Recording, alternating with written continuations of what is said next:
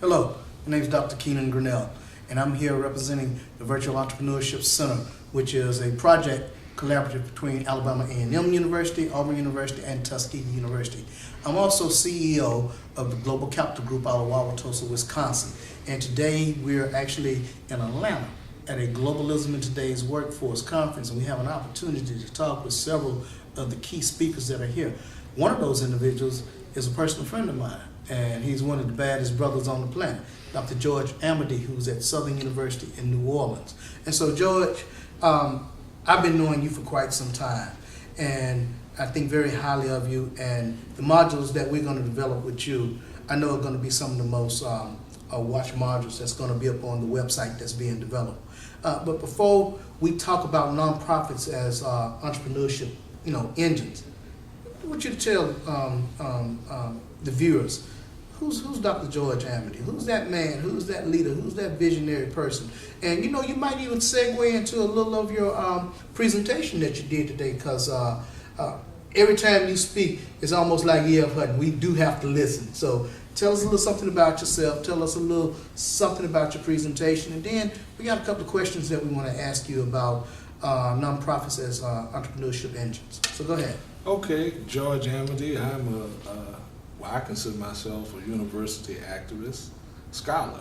I work as a professor in political science, but on the other hand, I'm very much active in my community and very much active in doing research on issues pertaining to entrepreneurship, economic development, community development, and a number of different areas. I'm located in New Orleans, Louisiana, and have been involved with a number of nonprofits myself. So I come to the table with some experience in that particular area. Okay.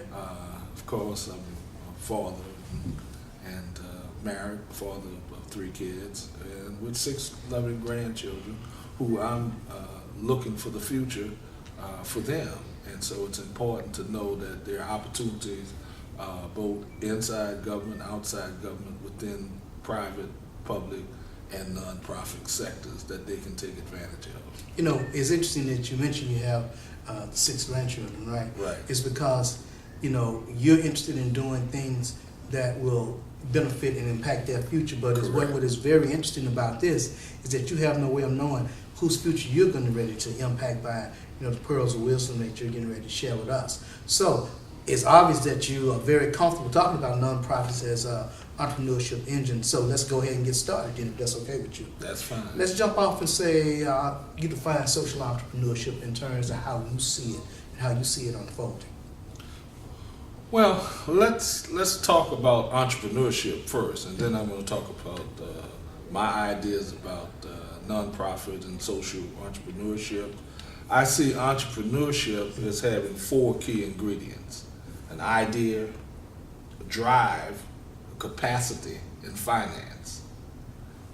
And all those 4 components have to be in place in order for that entrepreneurial activity to be successful. Unfortunately, sometimes what we have is someone may have an idea but lack the drive, or someone may have the capacity and lack the finances. If those 4 things are in place, then you're more likely to have a successful entrepreneurial effort, entrepreneurial activity. Social entrepreneurship is really, to me, efforts outside of the strictly private for-profit sector, where you're more involved, not just in nonprofit, but I think it's come to take on another idea nowadays, because usually when we think of nonprofits, we usually think of more in terms of organization and a corporate entity.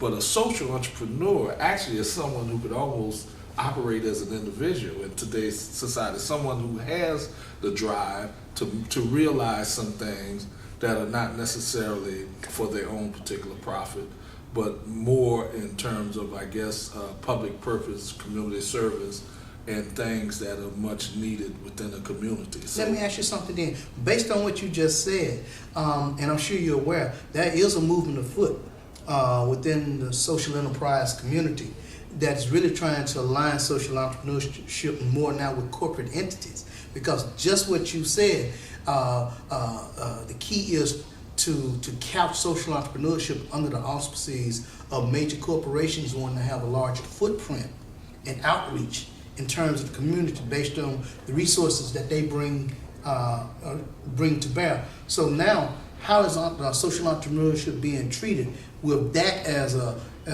emerging driving force to almost overtake what we have known social entrepreneurship to be? Well, corporations have always sought that good corporate community image. So for them, I think it's more in terms of image, in terms of presenting, because ultimately what they do in terms of social entrepreneurship, if it's in a positive vein, it'll rub off in terms of whatever product, whatever service that they're doing for profit. So I see it as connected to wanting to take advantage of a very popular trend.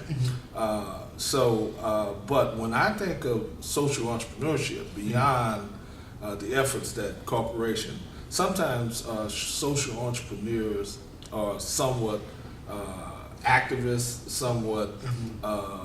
I see a lot going on in terms of, particularly in the city of New Orleans, where you have people who are lone wolves, freewheelers, but they make things happen in their level of commitment. So,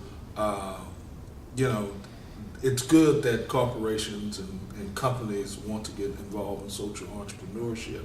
It just only shows how the term is evolving, but I kind of see that mainly in terms of the ultimate thing, in terms of maintaining that image, that good corporate partner in the community image. But great if it means that taking on, and you see a lot of that now with charter schools and other kinds of things that corporations are getting involved in. Okay.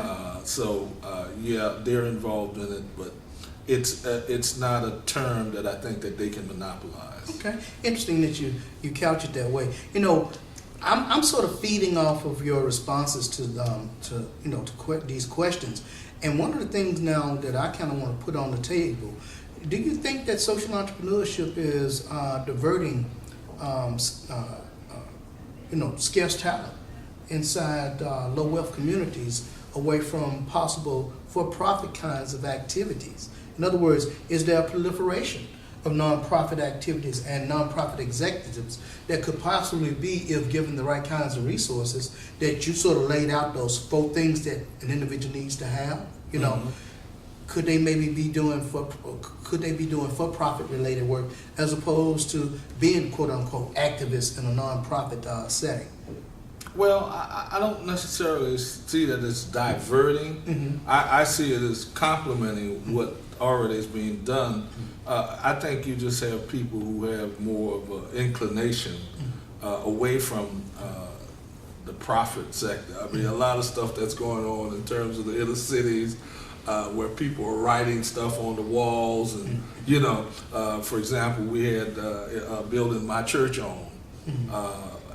That was formerly was donated to us by a corporation, but once the I guess whoever does the graffiti or the public found out it was the church, then we haven't had that problem. Gotcha. So a lot of people have a lot of young individuals growing up in a kind of counterculture situation. Some of them have a negative opinion about major corporations, and that's understandable. A lot of the things that happen with BP, and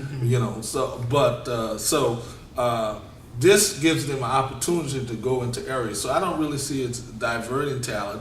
In fact, I think it's giving young talent more to do. Because if you look at now what's happening, within public administration and even some general studies programs, they're carving out a learning area that they're calling social entrepreneurship. Absolutely. It's amazing that it's involved from a concept. Now it may, evolve into a curriculum. Okay. And so I just think it's a up and coming field, and to me, it's beyond just even the traditional nonprofit in terms of the connotation. Great response. That leads me into this question: can nonprofits really do entrepreneurship, economic development related work? You know, you're talking about the need for curriculum development that will academically steer people within the right educational and training components, but can now nonprofits really truly do entrepreneurship and economic development related work? You know, that's a general. When we say nonprofits, you know, all nonprofits Right. aren't alike. Right. You know, that's why I went back to the components.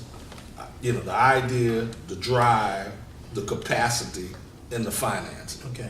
Now, if that's in place, it doesn't matter what type of nonprofit it is. You know, students all the time coming to me, I want you to help me to develop a nonprofit. Because they have an idea. And they think of it as a nonprofit because it's not necessarily a for-profit. It's basically a community goal. It's basically a public goal. It's a social transformation that they're looking for. Something other than just selling a product, creating a service, generating money, you know. And so in other words, their heart has put something on their head. Their heart has put something on their head. And so, you know, sometimes as an individual, they have the drive, they have the capacity, they have the training. You know, there's a lot of the social entrepreneurs nowadays are well educated, bachelor's degrees, master's degrees, PhDs. Yeah. You know, and so oftentimes they lack financing. So if all of the components I think are in place, you know, it doesn't really matter whether it's a traditional nonprofit or if it's a solo individual. Ultimately, you have to put those components in place. Tell you what we're going to do. We're going to stop here, and we're going to come back later with Dr. George Amity from Southern University, New Orleans. Thank you.